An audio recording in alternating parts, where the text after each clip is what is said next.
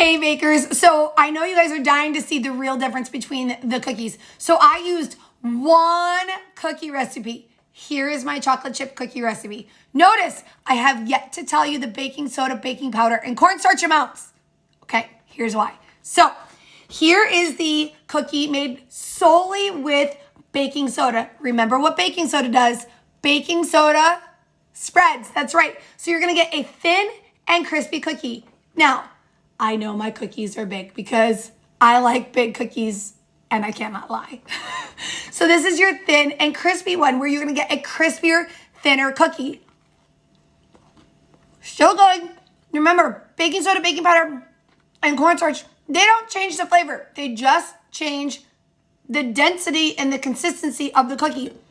Baking soda only, thinner cookie. Now,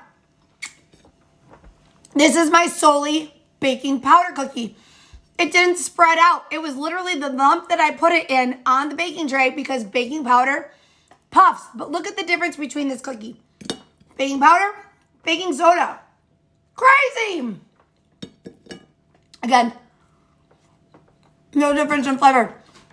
It's a little bit more cake-like, but I'm okay with that.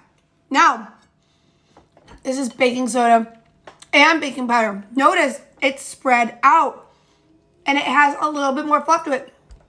But it's still crunchy. Again, what do I do for you guys? I'm eating cookies for you. All three, just baking soda, baking powder only. This one tastes more like a traditional cookie because that texture comes into play. It's a little bit fluffier, but you still have that crunchy goodness to it.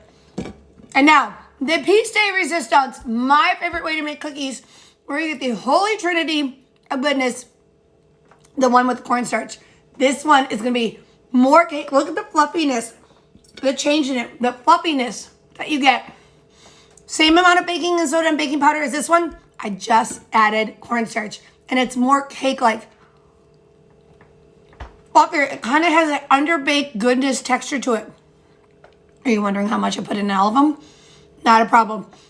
Stay tuned. I'm going to post a picture with the recipe and all the amounts to make each and every cookie. That way you can see if you want it thin and crispy, if you want it fluffy but not spread, if you want a traditional chocolate chip cookie, or my favorite way, the underbaked, squishy, delicious goodness.